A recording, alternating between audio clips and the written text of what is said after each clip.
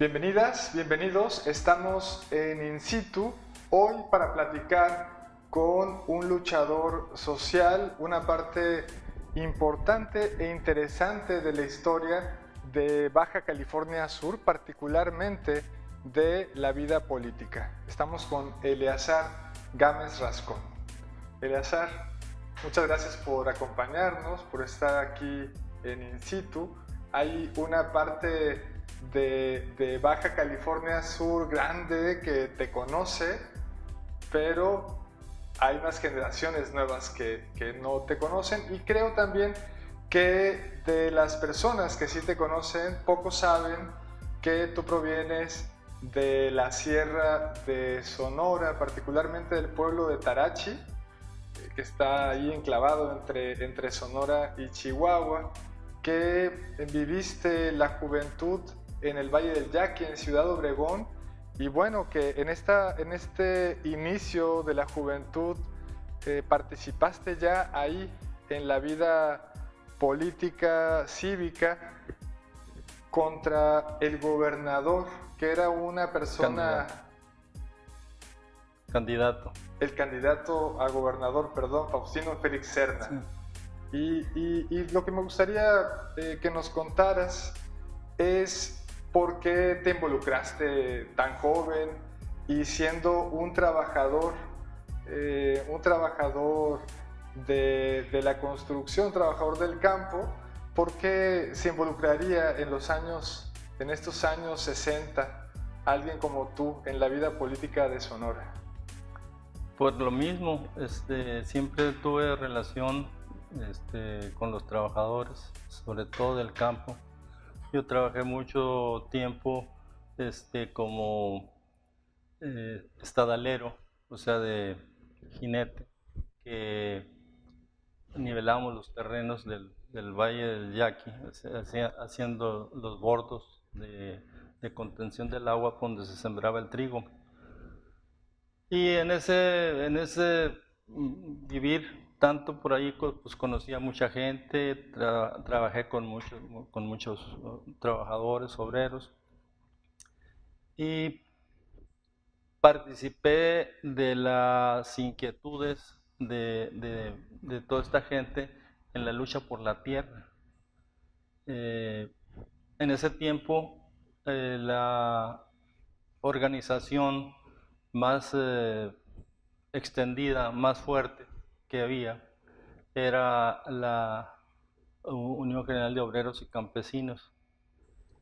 Entonces conocí a mucha gente, entre ellos a uno en particular, que después conocí a muchos más que habían hecho lo mismo, que había participado en los encuentros en la sierra con Arturo Gámez, que como todo mundo sabe, pues el 65 asaltaron el cuartel Madera, ¿no? y se extendió en Chihuahua, y se extendió esta lucha por todo el país de una manera más violenta.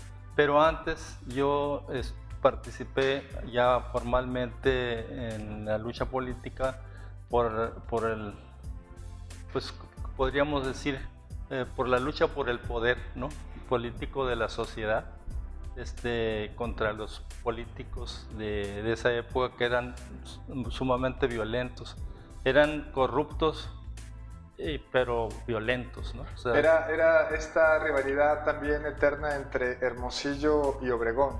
Más o menos, pero en realidad era una lucha que ya después uno se da cuenta, era una lucha entre dos grupos del PRI. De la época, de los años 60. De los años el 66, 67, se dio para la gubernatura del estado. El candidato que supuestamente la gente quería, porque esa era la parte que nos vendieron, era un individuo de apellido Romo, que era presidente del partido en el estado. Y el otro pues era un cacique de viejo cuño, y tenía la enorme particularidad y ganancia en la lucha de que era amigo fraterno de Díaz Ordaz. Entonces, pues lo impuso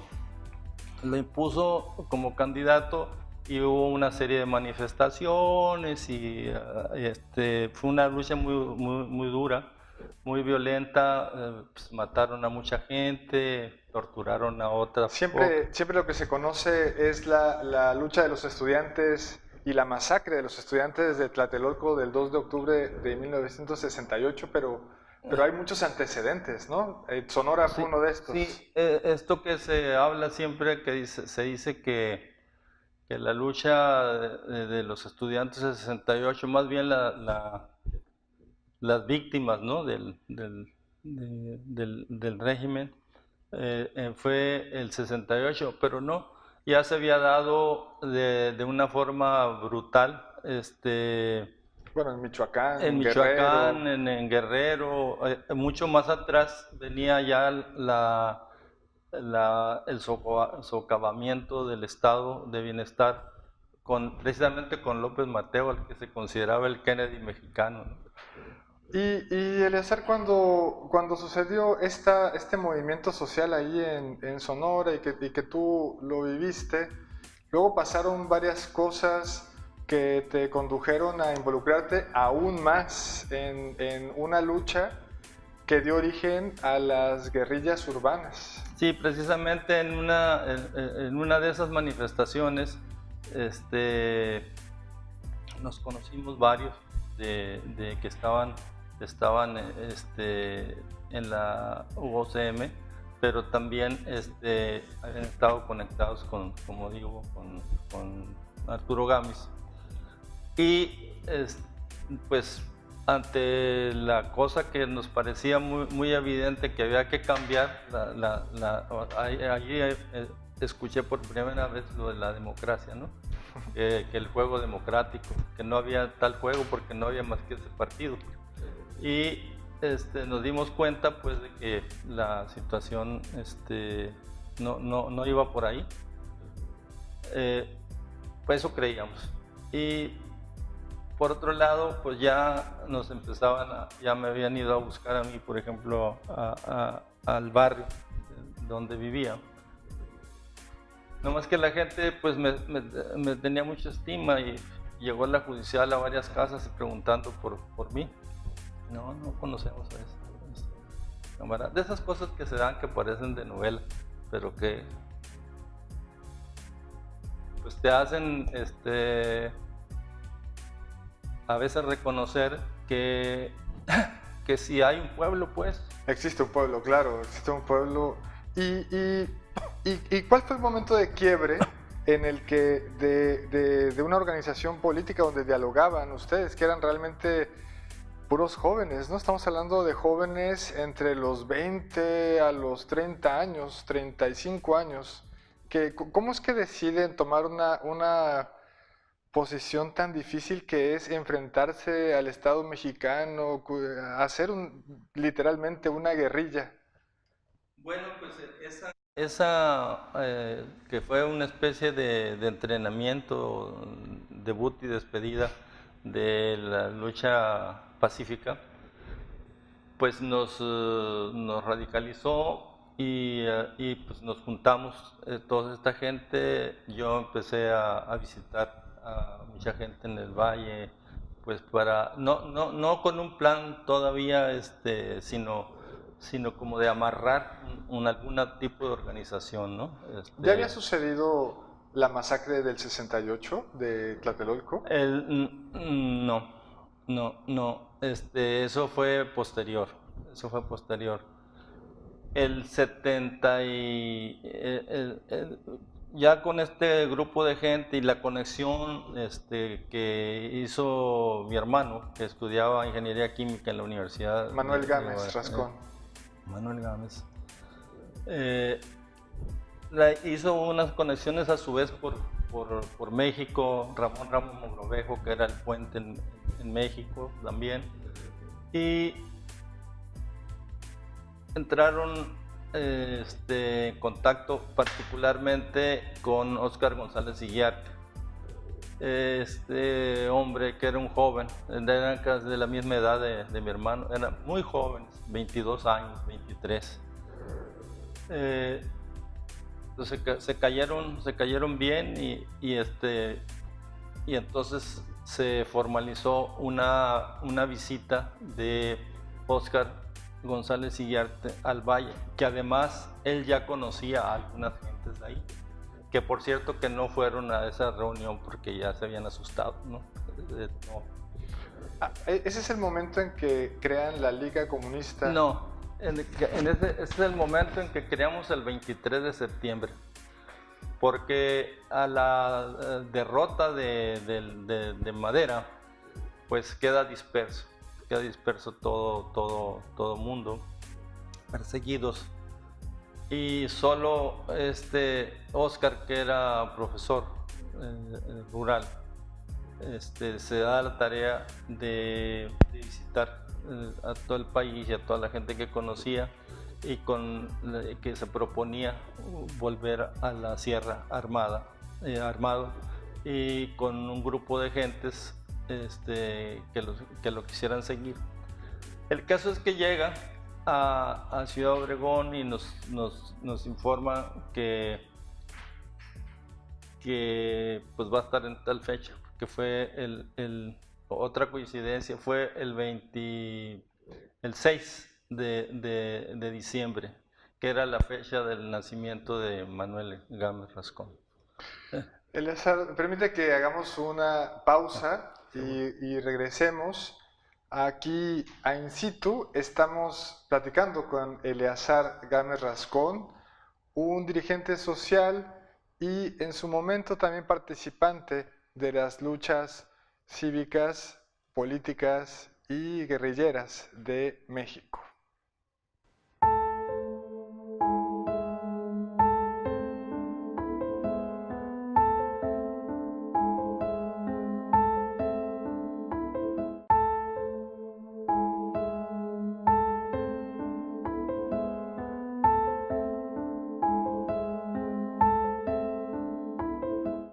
Gracias por continuar con nosotros. Seguimos en In Situ. Estamos hablando con Eleazar Gámez Rascón y nos estaba platicando en el primer segmento acerca de sus inicios en la guerrilla de México. Eleazar, el motivo, sobre todo en la actualidad en México, el motivo por el que un grupo de jóvenes irían a una lucha armada puede parecer muy exótico en estos tiempos, que ahora de lo que se habla es de la vía pacífica, de la resistencia civil pacífica. ¿Qué significaba en ese momento? ¿Qué significaba en ese momento enfrentarse al régimen mexicano, al régimen de partido único que había en los años 60 y 70? Y te insisto, porque eran un grupo de jóvenes haciendo una vida clandestina y organizándose para hacer, ¿qué era? ¿Hacer un asalto al poder? ¿Hacer una convocatoria social para la lucha armada? ¿Qué era la guerrilla? Yo creo, y lo he pensado mucho, creo que son muchos factores, ¿no? Una era de que, como decía anteriormente, el estado de bienestar que surgió de la revolución de 1910-17 estaba dejando de serlo, y estaba dejando de serlo porque ya los gobiernos se estaban encargando de ir reduciendo ese bienestar a través del Estado. Se iniciaba la corrupción que Carlos Fuentes relata muy bien en Artemio Cruz. La muerte de Artemio Cruz. La muerte de Artemio Cruz. Y eso se estaba dando en todas partes. El mismo por ejemplo, en el Valle del Yaqui, el hecho mismo de que se creara en esas épocas el valle, porque yo viví 7 años en la construcción de la presa Miguel Hidalgo, o sea, en el pueblito. No es que yo trabajara, pero mi padre... En la presa Álvaro Obregón. Álvaro Obregón. que nosotros la conocíamos como del Oviaje, porque así se llamaba ese paso. Y pues se distribuyeron el terreno que se supone que estaban contra los latifundios, ¿no? Y pues se lo distribuyeron como quisieron, ¿no? O sea, regalaron el valle, ¿no? Entonces, pues allí se creó, siempre que hay un auge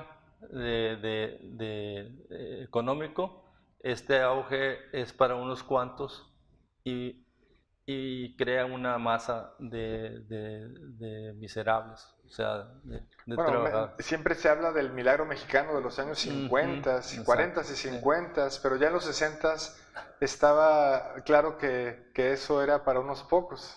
La presa la creó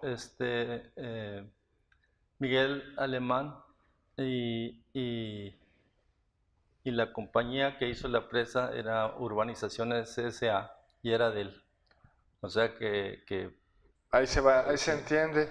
Y bueno, en una condición así del país, eh, ¿qué sucedió en la lucha en la que tú participaste, en esta guerrilla urbana, en la Liga Comunista 23 de septiembre? ¿Qué fue lo que sucedió y cómo concluyó ese periodo de tu vida? bueno, pues lo voy a decir así muy Breve. corridito porque lo que nosotros nos constituimos como 23 de septiembre y nos sancionó, por decirlo así, Óscar González Iguiarte. Ahí vinieron con él dos de los que murieron también con él en Tezopaco, Sonora.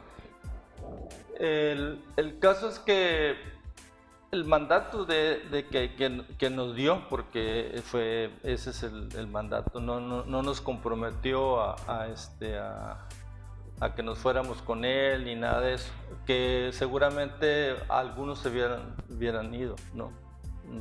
Yo no, en ese momento no.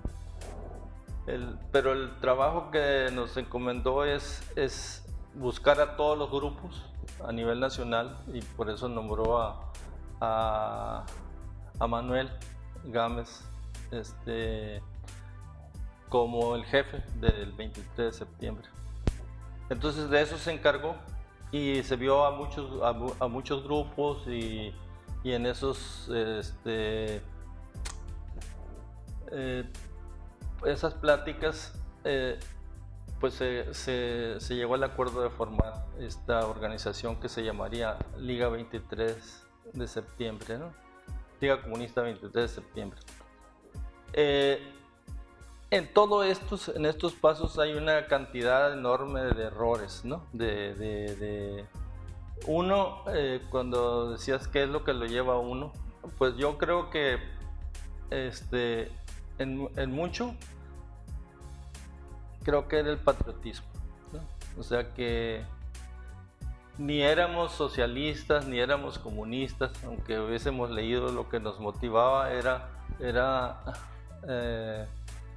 la desgracia, la falta de oportunidades, ¿no? Incluso hasta cuando leíamos el Capital nos dábamos cuenta que el socialismo realmente era un estado, el surgimiento de un estado que proporcionara las condiciones a la sociedad para que todo el mundo tuviera la oportunidad de expandir sus potencias espirituales, ¿no? O sea, qué sé yo, artísticas, artesanales, todo lo que se supone que debe de tener un ser humano. Pero en cuanto a la lucha armada, pues fuimos muy ingenuos, o sea, ni los que eran muy inteligentes y muy preparados teóricamente, pues se les pasó por alto que no se conocía el poder del Estado en realidad, o sea que eran cosas como las injusticias de aquí y las injusticias de allá, pero que no se sabía hasta qué punto estaba estructurado y que en ese momento era invencible, ¿no? Y la otra era que te contaba con el apoyo absoluto de los Estados Unidos, o sea que estábamos en frontera, que jamás iban a permitir que sucediera una cosa de esa naturaleza. En fin, eso se creó inmediatamente que se creó la liga, empezó la lucha por el poder. Interna, ¿no? entre los miembros de la y liga. muy terrible porque la desató precisamente quien encabezaba el buró político, ¿no? Manuel era de los 5 que integraban el buró y era el que mejor pensaba las situaciones.